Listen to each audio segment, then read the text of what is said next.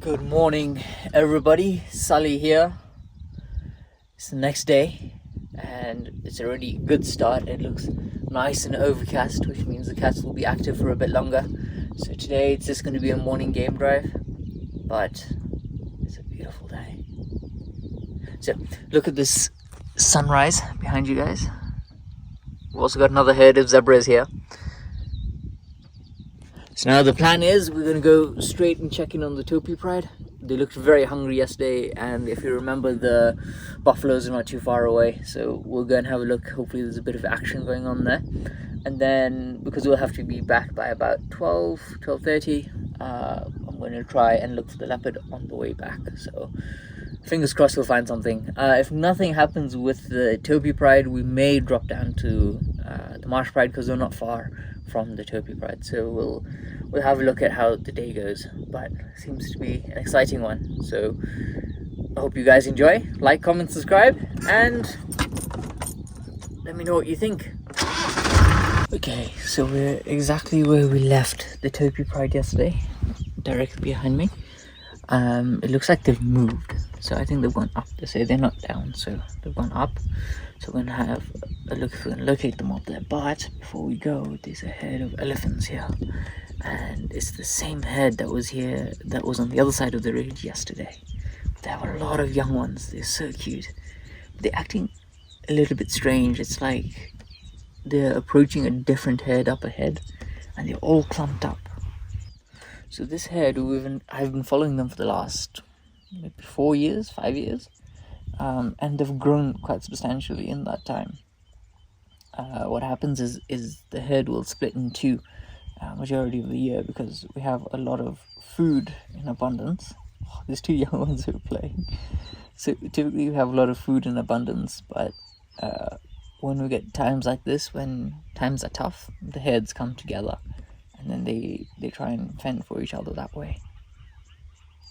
But for a long time they had migrated out of the Mara. They had actually migrated to the Greater Mara ecosystem, so towards conservancies and out into surrounding community areas. So it's good to finally see elephants back in full swing. So yesterday I think we saw about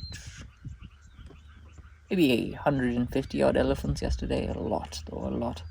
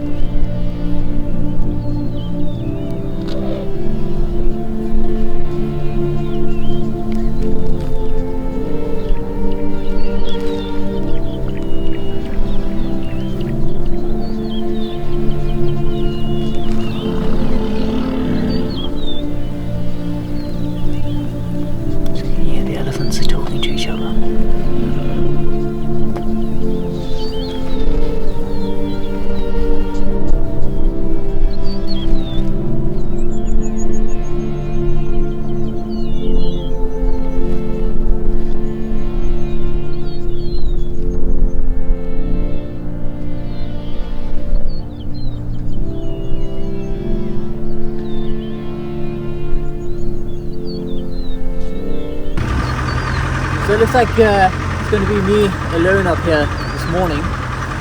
So I can see some waterbuck up ahead who are looking a little bit concerned. So I think, and a little bit wet. So it's a very wet day today. This is where the buffaloes were yesterday. So this is where the pride has gone, somewhere up here. So we're not on the lower side, or they could be on the other side, the down end of that side. But I'm suspecting up here. So let's go and start having a look at what this waterbuck is saying. In case there's just a lion in the grass somewhere. Okay, so I'm not sure what the waterbuck are looking at. I think it's just the elephants in that bush over there breaking the branches. And also where I bent my steering rod. I bent it literally right there, straight across from us. Same position here. And pretty much the same time as well yesterday. So what I'm planning to do now is I'm just going to check the horizon here. Okay, so I've managed to locate the buffalo herd. They've come deeper into the pride territory. But unfortunately we can't find the Topi pride. I think they're probably just sleeping somewhere in the grass. It's still quite cold. So just looking at them chew, they don't look like the smartest creatures in the bush. But so I'm going to be spending some time with this breeding herd, and then I'm going to drop down into the marsh area and have a look at the marsh pride. They're actually not far. I can kind of see them there in those bushes right there. Hold on. Right there. They're just there. That's actually where we left them yesterday. But now you can have a look at the breeding herd.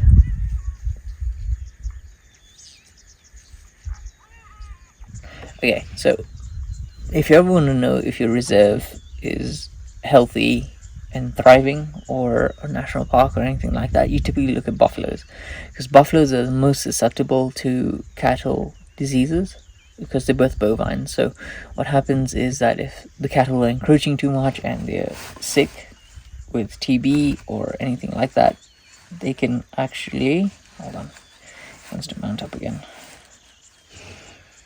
They can actually transfer it to the buffaloes, even foot and mouth and things like that, those nasty diseases. So having small to medium-sized herds, like many of them, good-sized herds everywhere, even if they're just 20-30 members, those small herds forming everywhere, those are very good herds, because that means that your population is starting to grow. So we've currently got a lot of small herds everywhere. We have about 120 odd head in this one. This is not the biggest herd we have. I think the one that we saw yesterday was close to about 300 odd, and then we have another one which is about 400, just within the vicinity of this one ridge, which is amazing to see. It shows that the population is doing very well here. Let me tell you a little bit more about these boys and their relationship with Halftail. So Halftail, who's the dominant male in this pride and is most likely their father, or at least one of their fathers. So Halftail had a coalition member called Logo, who was unfortunately killed last year when they had left the marsh territory. He was killed by another coalition of lions. Now that left Halftail alone.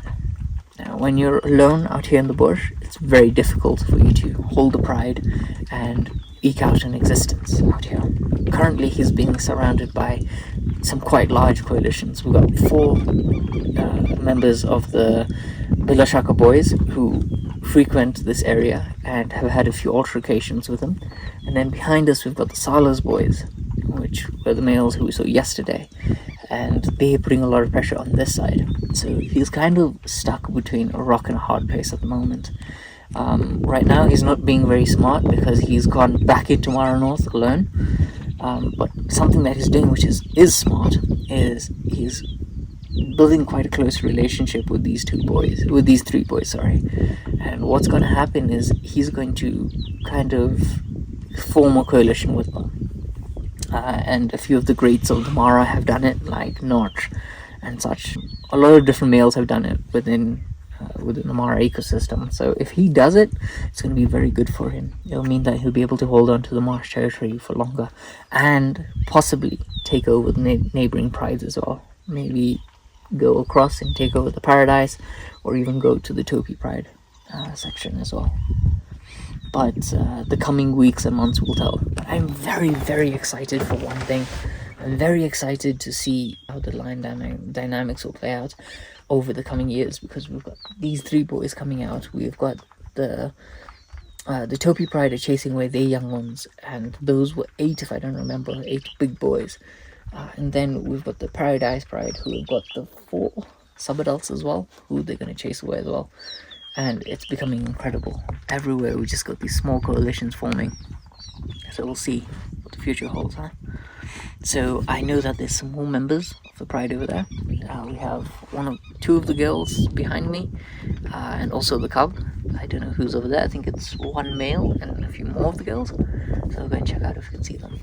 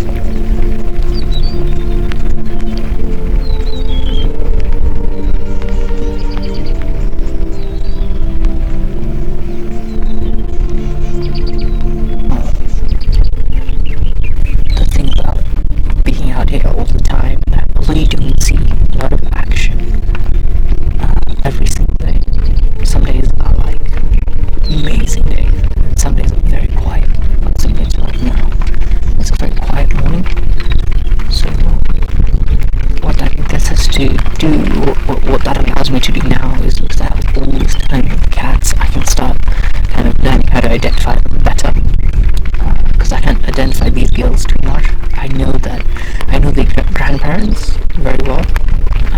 In the past, back in Sienna's time, which is about like 2013, I'd like to say 2013 was when I knew the Pride, like from top to bottom. I knew basically every member of the Pride. Now I need to start relearning them properly again. I know some members, but I don't know them too well.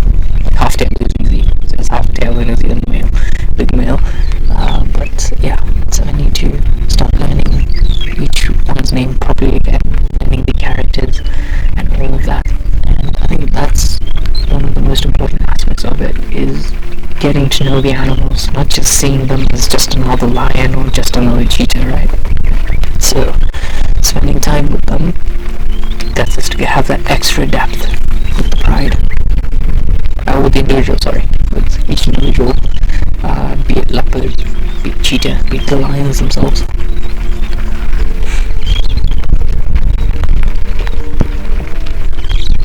So I think what I'm going to do now is, the rest of the Pride is supposedly about there. So I think that's where I'm going to head, just there somewhere. So I'm going to head straight in that direction, have a look at them, see what they're up to, if there's a little bit of better sighting. Got up with the rest of the Pride, but they're even more lazy than the other ones. They're even flatter. There's only 2 of them with their heads up, but the rest of them are just sleeping. Since about to yawn.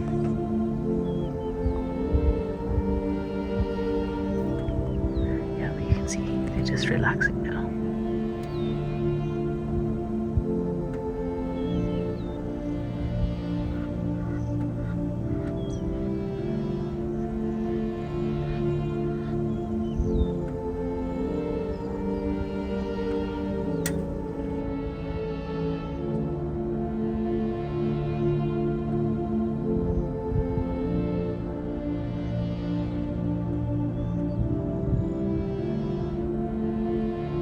So they're doing what lions do best, which is sleep. It's like a typical Sunday, you know. Sometimes you get a chance to wake up late, it's your day off. That's pretty much their life every day. So today they're really taking advantage of it. So it is a Sunday today actually, so it's quite fitting. So what I'm going to do is, one of them's up. So I'm just going.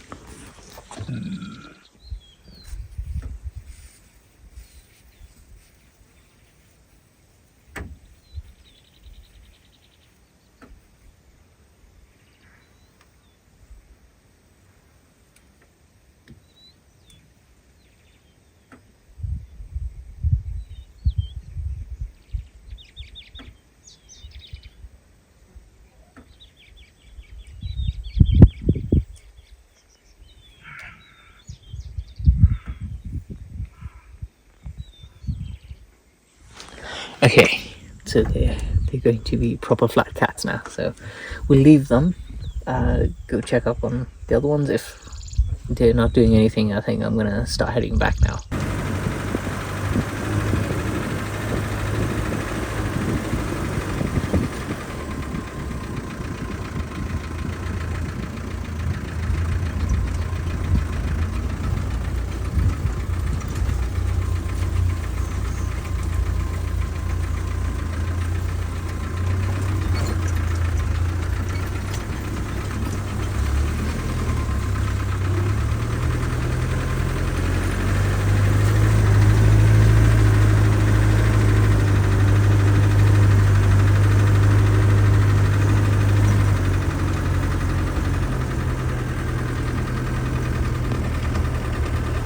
Okay, so there's 4 things which make my job very challenging in a way, right?